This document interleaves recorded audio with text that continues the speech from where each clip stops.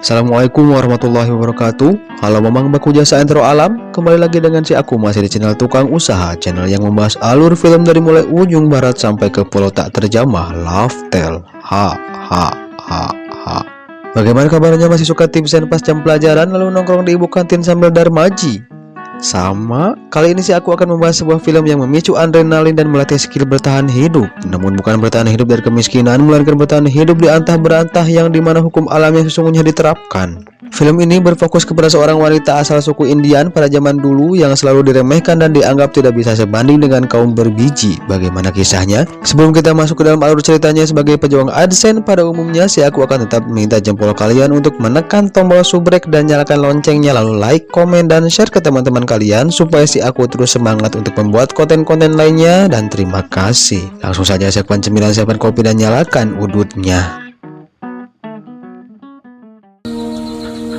Sorry.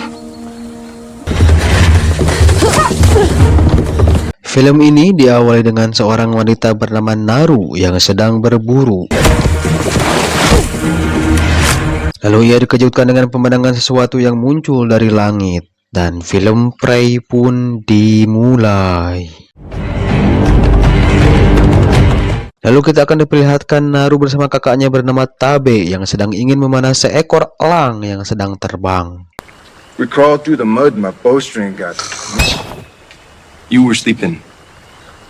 Namun pada saat itu si Naru malah ngorok karena mendengarkan banyolan kakaknya yang seakan-akan sedang didongengi cerita si kancil. It's time. I'm ready for my katamia.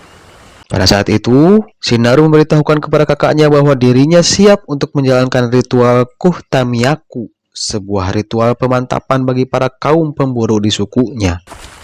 You wanna hunt something that's hunting you.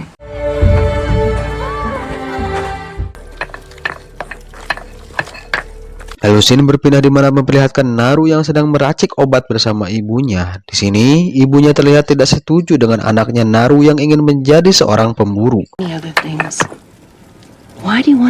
Lalu tidak lama dari itu, kakaknya Tabe pulang dengan membawa seekor elang yang sebelumnya ia panah.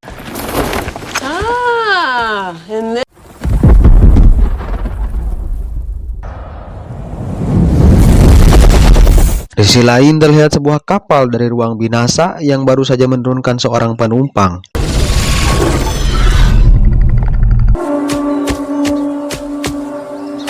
Scene berpindah memperlihatkan Naru yang sedang mencari bunga Tatsuya untuk kebutuhan medis. Setelah itu, ia mendengar kabar bahwa salah satu dari tim pemburu telah diserang oleh seekor singa.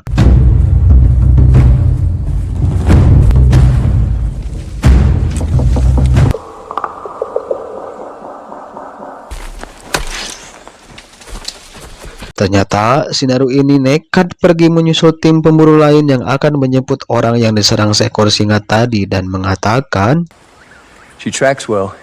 If we find Puya... Setelah rekannya mengizinkan Naru ikut, mereka pun melanjutkan pencariannya. Ternyata si Naru ini selain pintar meracik obat, ia juga mahir dalam melacak. Hal ini terbukti dengan cepatnya orang yang diserang singa sebelumnya ditemukan.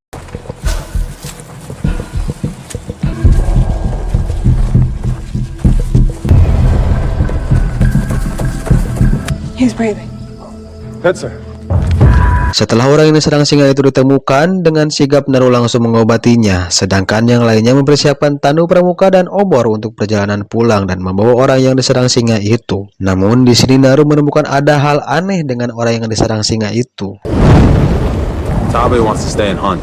Why is Puhi alive? There's something that scared the cat.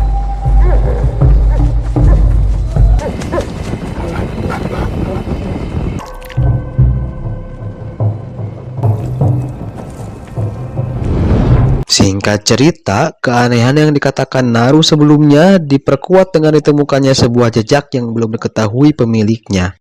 Could be bear tracks. Maybe. We don't need the torches. Setelah ia bertemu dengan kakaknya, Naru pun menceritakan apa yang ia temukan di perjalanan pulang. Namun kakaknya mengatakan untuk fokus terlebih dahulu dengan singa yang di depan mereka.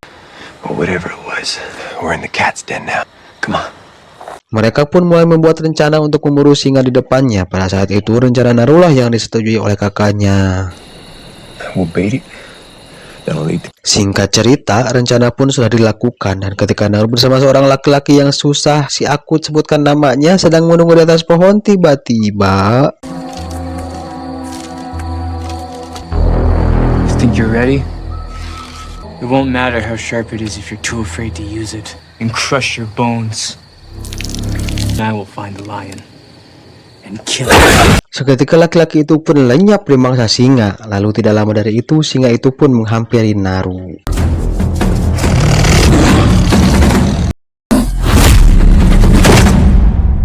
Naru pun terjatuh dan pingsan setelah melawan singa itu. Singkat cerita, Naru pun diantarkan oleh kakaknya ke tenda miliknya dan ketika ia bangun, ia menanyakan perihal singa yang tadi menyerangnya.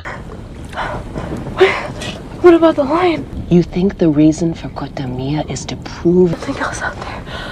Tabe needs my help. Singkat waktu, kakaknya pun pulang dengan membawa singa yang sudah ia bunuh. Seketika itu juga ia langsung diangkat sebagai pemimpin suku Gapake Rorombehen.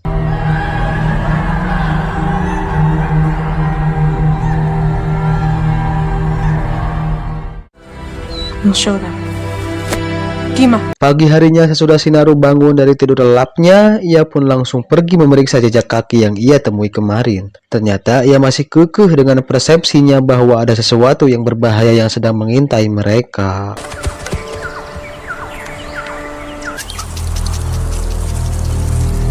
Di sisi lain terlihat seekor serigala Gapake ganteng sedang mengejar seekor kelinci. Namun kegiatan itu sedang diperhatikan oleh sosok transparan. Lalu tiba-tiba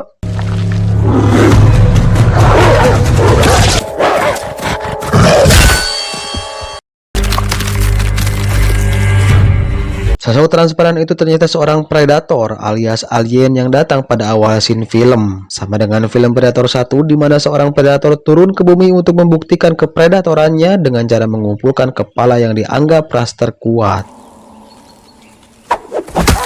Scene pun berpindah di mana memperlihatkan Naru yang sedang berlatih melempar kampak. Merasa teknik melempar kampak yang kurang efektif, ia pun mencari cara agar ia tidak perlu susah payah mengambil kampak yang sudah ia lempar.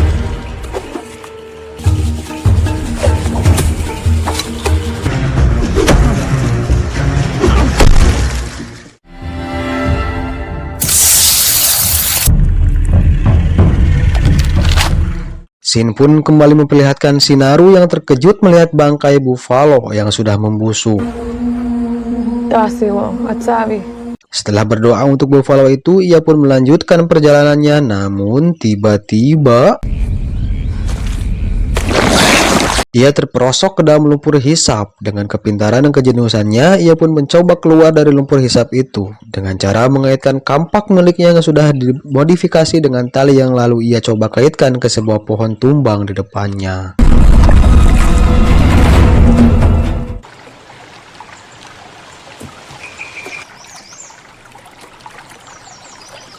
Singkat cerita, ia pun berhasil keluar dari lumpur hisap itu. Lalu ia membersihkan dirinya di sebuah sungai dan melanjutkan perjalanannya.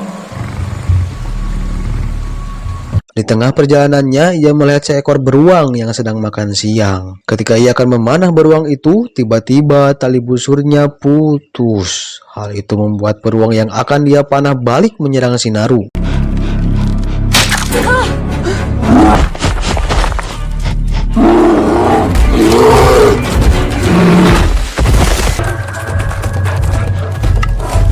Namun pada saat itu anjing pintarnya si Desi dengan sigap mengalihkan perhatian beruang itu. Ketika itu beruang itu kembali mengejar Naru. Naru pun dengan sigap meloncat ke dalam sungai dan bersembunyi di dalam rumah berang-berang.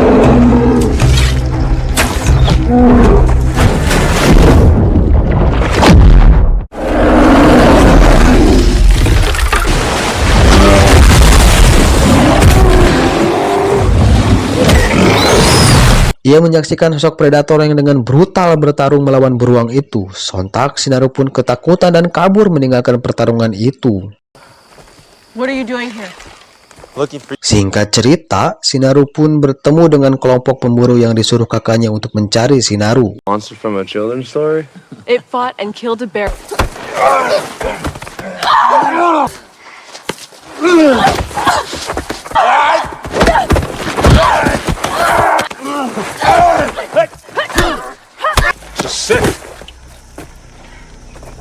Setelah berdebat dan berkelahi, mereka pun membawa Naru secara paksa untuk dibawa pulang. Namun ketika mereka sedang beristirahat, tiba-tiba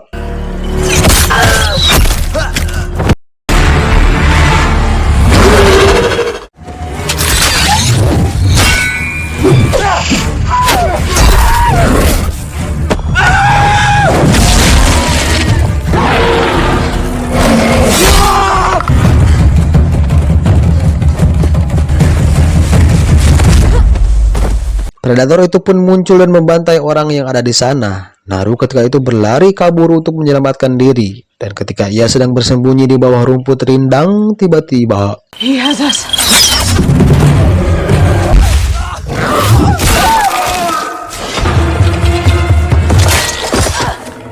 Naru pun terjatuh karena perangkap yang dipasang oleh pemburu liar. Namun pada saat itu predator melepaskan dan meninggalkan Naru begitu saja. Ternyata predator itu menganggap Naru bukanlah sebuah ancaman.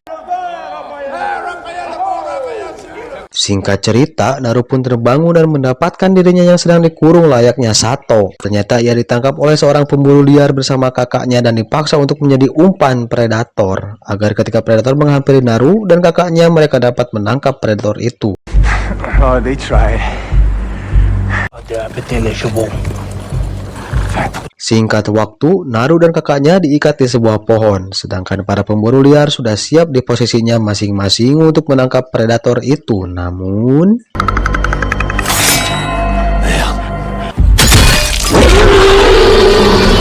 bukan predator yang sedang diburu, melainkan merekalah yang sedang diburu oleh predator itu. Mereka dibantai satu persatu oleh predator itu.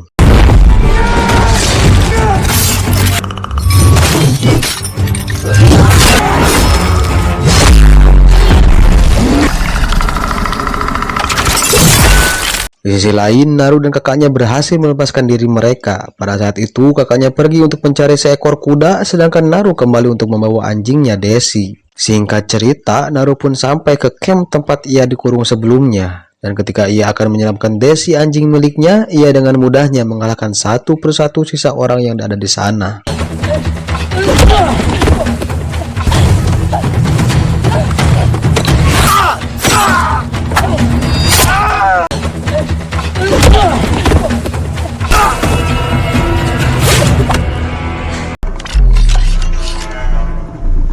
Di sisi lain, si predator terlihat sedang mengobati luka-lukanya yang ia terima saat pertarungan melawan para pemburu liar sebelumnya.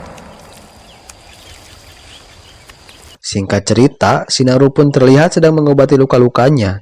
Lalu tiba-tiba datang salah satu pemburu liar yang selamat dari pertarungan melawan si predator. Lalu ia meminta Naru untuk mengobati lukanya dan berjanji akan mengajarkan si Naru cara menggunakan beceng. Take the powder. What is it?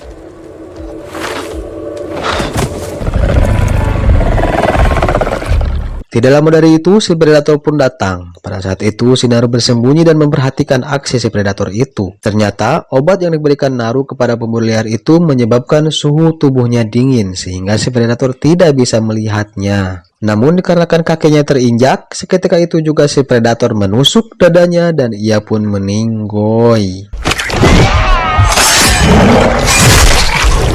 Tidak lama setelah itu, anjing milik si Naru datang dan menggonggong ke si predator. Si predator pun siap dengan senjatanya. Dan secara bersamaan, kakaknya si Tabe datang menggunakan kuda dan memukul kepala si predator yang menyebabkan helm miliknya terlepas. Dan ternyata, laser yang ada di helm milik si predator itulah yang menyebabkan panah miliknya selalu tepat sasaran.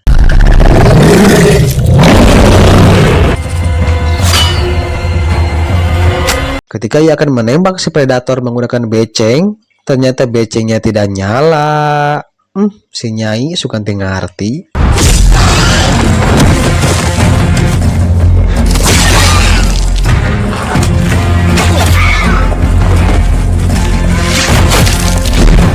As far as I go.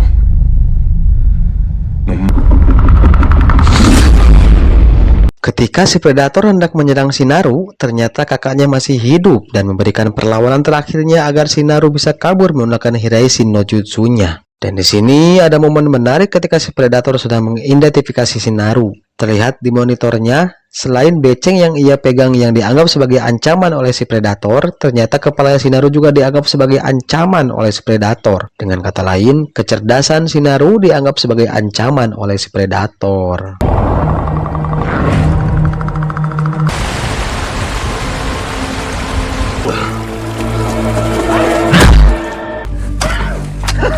You bled my brother. Singkat cerita, Shinaru terlihat sedang bersiap untuk melawan si predator. Dengan analisa yang telah ia lihat pada pertarungan sebelumnya, ia pun dengan percaya diri bisa mengalahkan si predator.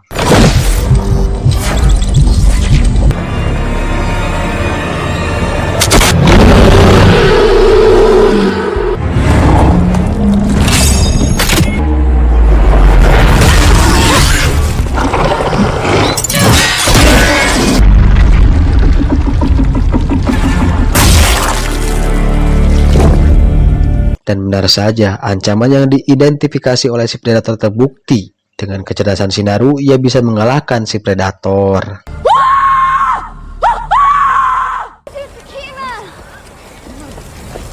Singkat cerita, Shinaru pun pulang dengan membawa kepala si predator. Dan pada saat itu pula, ia diangkat sebagai ketua suku di sana. Dan film Prey pun berakhir. Ending yang sangat mengidentifikasikan.